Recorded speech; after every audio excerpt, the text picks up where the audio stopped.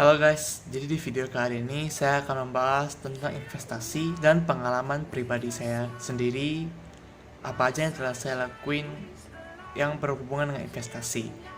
Dan di video kali ini juga bertujuan untuk memenuhi salah satu tugas UAS di Prodi Manajemen WIB ya. Dan saya akan membahasnya nanti di Zoom. Oke, kita pindah dulu.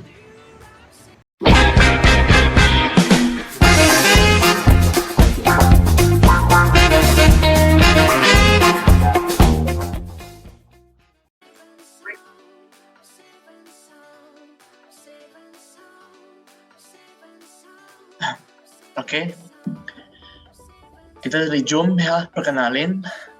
Nama aku Junan Dolim, NPM 2041316. Nah, jadi di video kali ini saya akan membahas tentang investasi. Nah, sebelum itu mungkin saya mau sharing dikit apa sih itu investasi. Nah, jadi investasi kalau menurut pendapat saya pribadi, investasi itu adalah seperti membuat uang, bekerja untuk menghasilkan uang lagi. Seperti itu ya, investasi.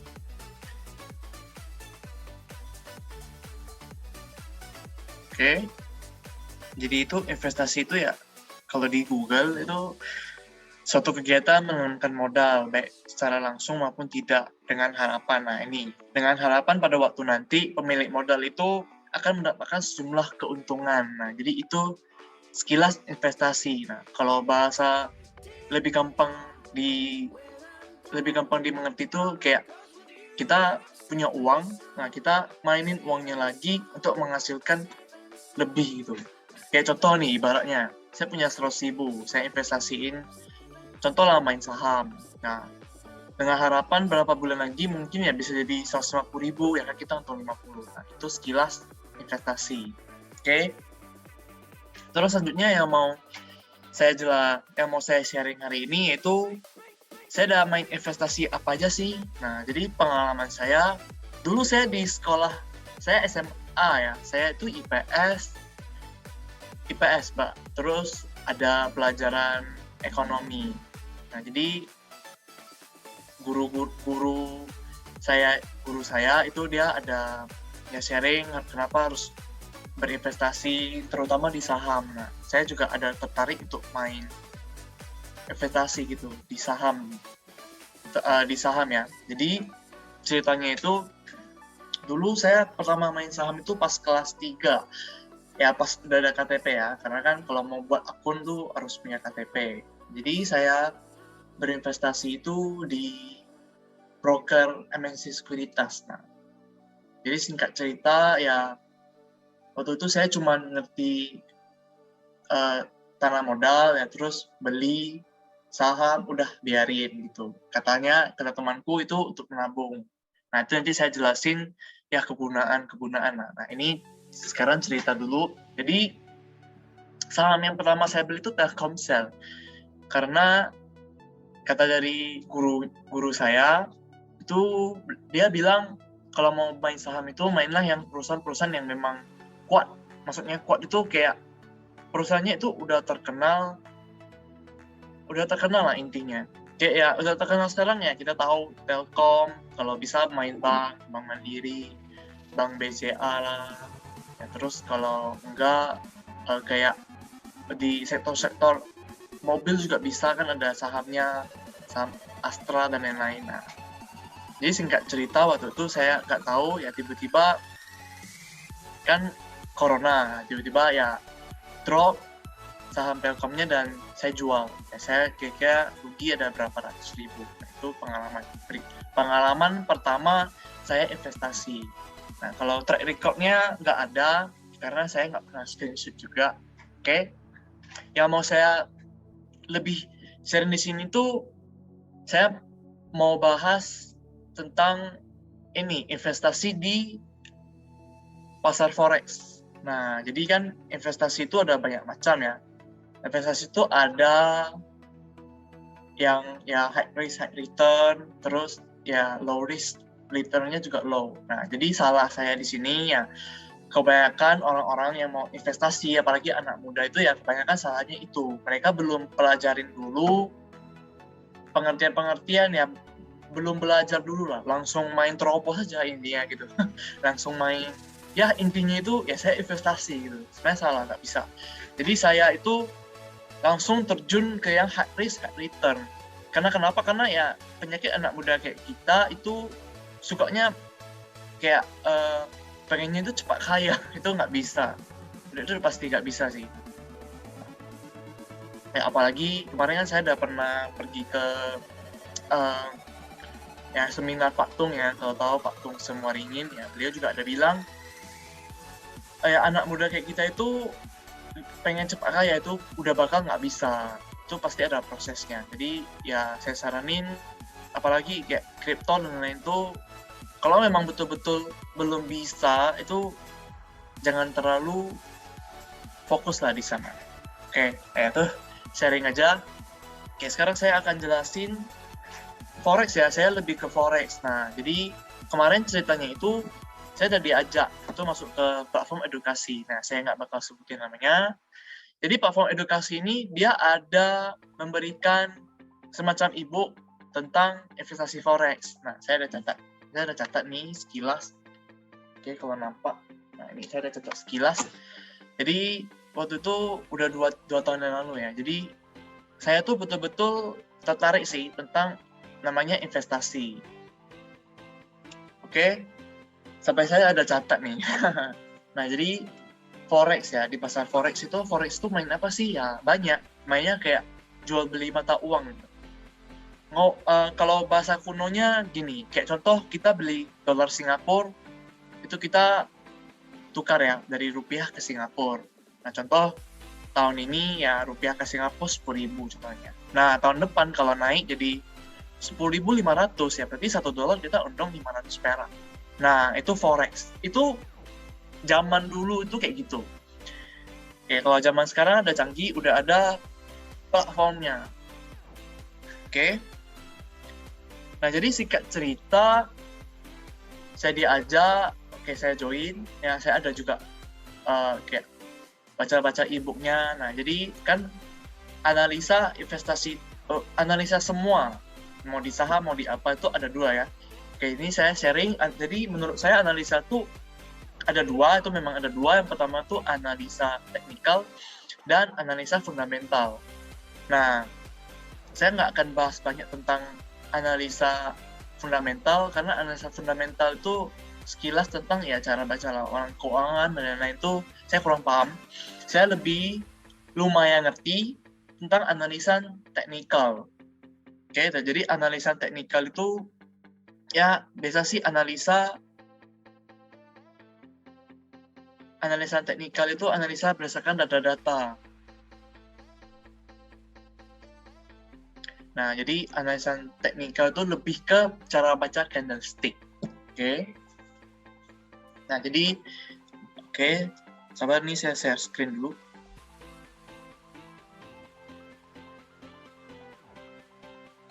Oke, udah nampak. Nah ini contoh ini contoh broker ya, salah satu broker untuk main Forex.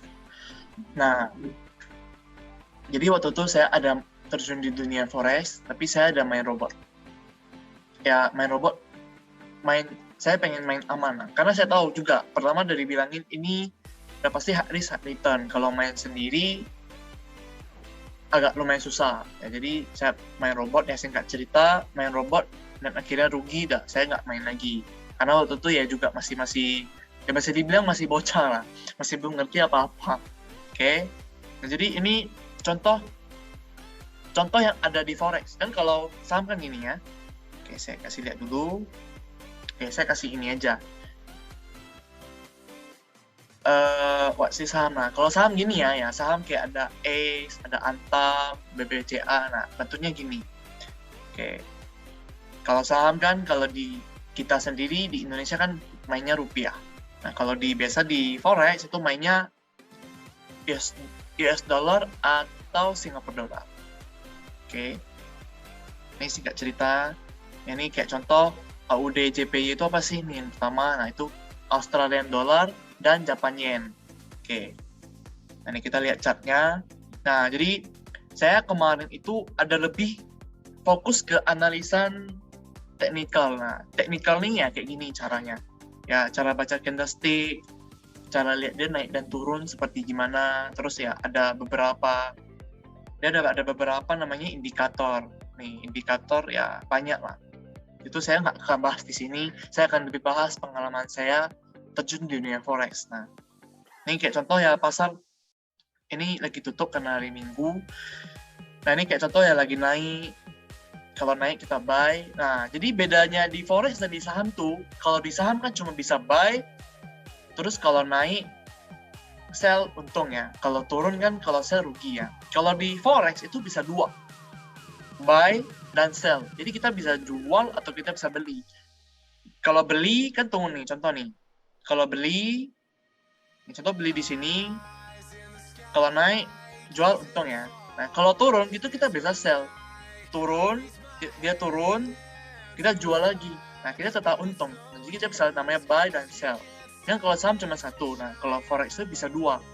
Kita bisa buy dan kita bisa sell. Tuh. Makanya saya kemarin lebih tertarik ke forex karena ini. Salah satunya dia bisa buy dan sell. Oke. Nah, ini saya kasih sekilas ya. Oke, sabar. Kita custom aja. Oke, gimana cara forex berjalan sih? Nah, ini kayak gini. Ini sekilas saja. Nah, jadi ini sell kalau turun ya kita untung nih. Arti tanda merah itu minus berarti kita rugi. Kalau biru itu kita untung. Nih, contoh sell buy. Nah, ini EUR/USD itu Euro USD. Berarti mainnya itu di uang euro dan uang US dollar, uang Amerika. Tuh. Nah, terus saya mau jelasin dikit. Dia di dalam forex itu ada namanya SL dan TP. SL itu adalah sell loss, TP itu take profit atau cut loss. Nah, kayak contoh nih, cut loss tuh kayak ibaratnya kita targetnya mau take profit itu sampai berapa? Maksudnya kayak kita mau take profit, contoh kita mau untung 20 nih lah. Contoh di sini kan $20. Nah, kita mau untung $20. Nah, itu dia bisa langsung cut. Maksudnya kayak langsung take profit $20, langsung ambil untung gitu. Kan kita nggak bakal tahu ini, tiba-tiba aja bisa naik dan bisa turun. Karena kan dibilang, sekali lagi forex itu high risk, high return. Nah, jadi bagusnya itu kita bisa sell loss dan take profit di yang kita mau lah, kita bisa buat juga. Karena market lagi tutup, jadi saya nggak bisa kasih contoh gimana cara mainnya. Saya cuma bisa kasih contoh ini yang udah pernah, maksudnya ini historinya. Oke. Nah, ini kayak contoh ya ini sell loss-nya ini ada di satu titik ya, 1925 sekian, take profit-nya itu ada 1.186 sekian. Nah, itu di dunia forex. Oke. Nah, di dunia forex ini sebenarnya banyak sih, nggak hanya USD, mereka juga ada banyak mainin, maksudnya kayak mainin semua uang juga ada. Ya kayak ini juga ada emas. Nah, kalau emas di forex itu namanya XAU ya, XAU itu emas. Kalau USD itu ya US dollar. Jadi mereka bandingin harga emas dan harga USD. Banyak di forex. Oke. Nah, jadi kita balik lagi ke ya, analisa teknikal ya. Sedikit sharing ya. Jadi analisa teknikal ini dia lebih bagusnya itu kita pakai candlestick. Ya sebenarnya banyak sih indikator, kayak ada chart, namanya chart banyak chart yang kayak garis-garis, chart apa dan lain-lain. Nah, terus yang paling gampang itu chart namanya candlestick. Nah, jadi cerita dikit, jadi chart candlestick ini dibuat oleh orang Jepang. Saya kurang tahu namanya juga, udah lupa. Jadi chart candlestick ini pertama kali ditemukan oleh orang Jepang. Mereka mau melihat grafik naik turunnya harga beras. Nah, jadi mereka mau lihat ya grafik turun naik harga beras di Jepang.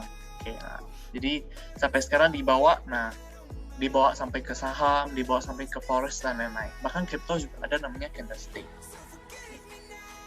Nah, juga kalau di forex itu enaknya itu pertama pasarnya itu dia buka 24 jam. Ini tutup karena ada libur nasional atau apa kurang tahu juga. Beda ya sama pasar saham. Kalau saham kan buka dari jam 8, tutup jam 4 atau jam 5. Kalau di forex itu dia pasarnya itu buka 24 jam. Nah, jadi minusnya di forex itu kalau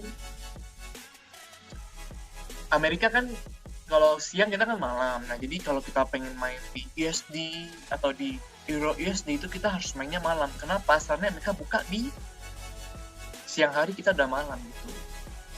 Nah, jadi ya kita harus begadang kalau pengen, contoh kalau pengen main di forex Euro USD. Gitu. Oke. Ini tentang forex. Nah, saya mau bahas sedikit tentang saham. Kalau saham, saya sekarang lebih tertarik ke saham karena saya lebih bertujuan untuk menabung. Nah, jadi menabung di saham daripada kita menabung di bank kan, ya ibaratnya bunganya oke. Kayak bunganya itu nggak sebanyak di saham gitu. Kemarin saya pernah main di saham Bank BMRI. Nah, jadi saya ada untung ya lumayan, oke. Daripada saya nabung di bank, baik saya nabung di saham. Gitu. Jadi tujuan saya main saham itu untuk menabung. Nah, jadi untuk teman-teman yang kayak pengen terjun ke dunia saham dan lain-lain itu, saya nggak saranin untuk ditradingkan. Trading itu ya kayak contoh main hari ini, take profit hari ini juga. Itu butuh waktu. Nah, itu makanya butuh analisan teknikal dan analisan fundamental. Nah, kalau bisa bagus, berarti ya kalian udah bisa menguasai ilmu itu semua. Nah, masalahnya saya nggak mau karena saya kurang bisa juga dan bisa belajar, tapi butuh waktu. Terus menurut saya agak lumayan susah, nggak segampang itu. Nah, jadi kemarin juga saya pengen beli buku kayak mana sih cara analisa teknikal dan lain-lain itu, tapi nggak jadi karena lumayan memakan waktu. Nah, tunggu saya niat dulu ya. Mungkin saya akan ini sih, mungkin akan belajar. Oke. Mungkin sekian aja dari sharing saya tentang saya ada masuk investasi apa aja sih. Nah, jadi penutupnya ya saya kasih saran kalau di usia kayak kita itu bagus sih belajar investasi. Karena kenapa? Karena menurut data dari Indonesia, orang Indonesia itu kayaknya cuman di bawah 10% aja maksudnya kayak yang berinvestasi gitu. Jadi rata-rata orang Indonesia itu nggak berinvestasi gitu. Jadi ya anggapan kayak contoh saham. Jadi pasar saham itu kebanyakan orang luar negeri yang main di negara kita gitu. Nah, mungkin juga kalian kalau tahu ada film startup, nah itu kan juga lumayan bagus, ada mengajarin cara berinvestasi. Nah, oke. Sekian dari video saya tentang pengalaman dan sharing tentang investasi. Oke, jika ada kata-kata yang salah, saya mohon maaf. Terima kasih.